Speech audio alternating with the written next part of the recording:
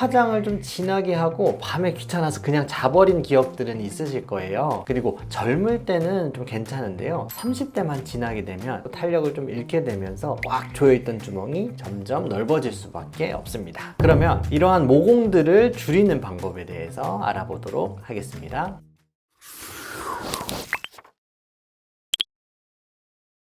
네, 안녕하세요. 닥터마임입니다. 이제 뜨거운 여름이 되고 피지 분비도 좀 늘어나는 것 같고, 특히 피부에 모공이 좀 늘어난다고 고민이신 분들이 많은데요, 흔히들 모공은 좀 잘 안 줄어들고 시술을 받아야 해 하시고 포기해 버리시는 경우가 많은 것 같아요. 하지만 모공도 집에서 관리하면 악화되는 것을 막고 좀 작게 만들어서 매끈한 피부를 만들 수 있습니다. 오늘은 집에서 간단하게 모공 관리하는 방법을 알아보도록 하겠습니다.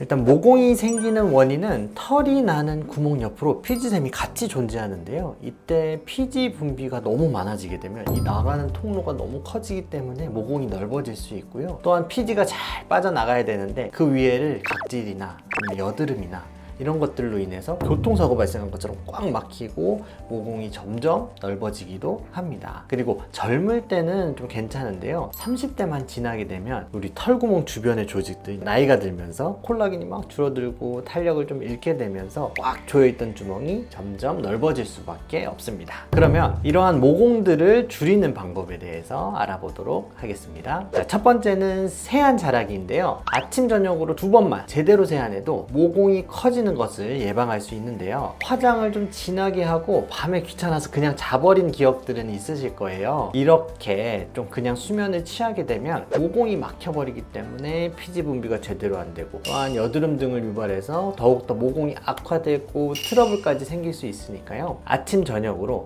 찬물 뜨거운 물로 해도 모공이 작아지지는 않으니까 피부 장벽이 닫히지 않도록 미온수로 세안해 주시는 것이 좋고요, 화장을 했을 때는 이중 세안을 통해서 깨끗이 세안해 주시는 것이 좋습니다. 근데 만약에 이때 트러블이 계속되면요, 1차 세안제로 사용하는 클렌징 오일이 원인일 수가 있어요. 그렇기 때문에 클렌징 크림이나 이런 다른 제형들로 바꿔보시는 것도 좋습니다. 그리고 가장 중요한 것은 클렌징으로 1분 정도 이렇게 닦아주는 것도 중요한데, 무엇보다 마무리로 충분히 물을 헹궈서 이 이물질이나 우리 클렌징 성분들이나 이런 것까지 깨끗하게 헹궈주는 게 중요하다는 걸 잊지 않으시길 바랍니다. 자, 두 번째는 스킨케어 잘 선택하기인데요, 보통 코메도제닉이라고 해서 제품을 사용할 때 모공을 좀 막고 여드름을 발생시킬 수 있는 성분을 좀 분류해 놨다고 생각하시면 되는데요, 성분들은 여러 가지가 있지만 좀 어려우니까 일단 제품을 고를 때는 논 코메도제닉 요 문장만 딱 써 있는 것을 선택해 주시는 것이 좋습니다.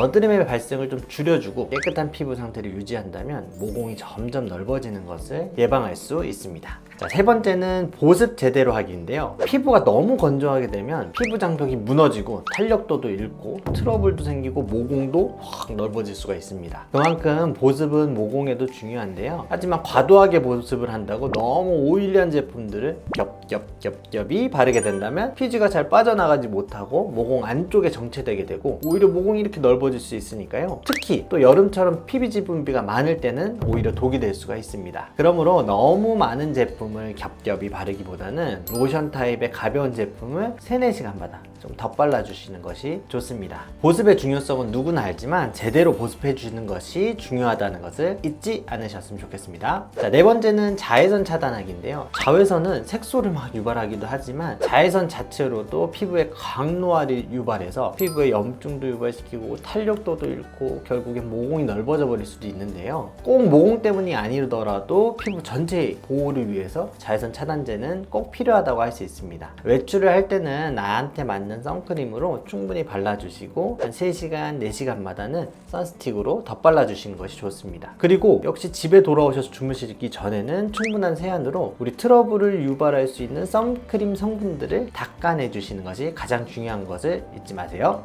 자, 5번째는 레티놀 제품 사용하기인데요, 레티놀은 잔주름 개선으로 인정을 받은 성분이에요. 일단 피지 분비를 막아주고 각질도 예방해줘서 여드름 등의 트러블도 예방해주고요, 또 피부의 탄력도도 높여주기 때문에 이 모공을 줄이는 데는 일석삼조의 효과를 가지고 있다고 할 수 있어요. 근데 너무 좋은 성분이긴 한데 피부가 예민해질 수 있고 햇빛에 악화될 수가 있으니까요, 밤에만 아주 소량으로만 발라주시는 것이 좋습니다. 집에서 할 수 있는 5가지 방법을 사용해서 모공이 더 넓어지지 않도록 예방해 주시면 좋고요. 그런데 나는 이렇게 다 했는데 모공이 안 줄어들어요, 오히려 넓어지는 것 같아요 하시는 분들은 피부과 시술에 도움을 받아보셔도 좋은데요. 제가 주로 사용하는 방법은 바늘 고주파인 실퍼맥스와 피부의 탄력과 재생을 높여줄 수 있는 스킨 부스터를 함께 사용하는 방법인데요. 실퍼맥스는 바늘 끝에 고주파 열화 에너지가 나와서 피부 표면은 보호해주고 진피층은 재생을 시켜서 탄력도 좋아지고 피지선도 억제해주고 그러면서 모공도 줄어드는 효과가 있는데요. 특히 피부 겉 표면에는 데미지가 없기 때문에 멍이나 붓기가 없어서 일상생활 하는데도 불편한 것이 없는 게 장점이라고 할 수 있습니다. 자, 그리고 실펌과 함께 피부의 재생을 도와주는 신호 전달 물질인 엑소좀이나 피부의 콜라겐을 높여줄 수 있는 스킨 부스터인 주베룩 등을 병행하게 되면 두 개가 더욱 시너지 효과를 갖게 되고 피부 탄력이 좋아지고 모공은 줄어들고 매끈한 피부를 만드는 데 도움이 되니까요. 실펌엑스와 스킨 부스터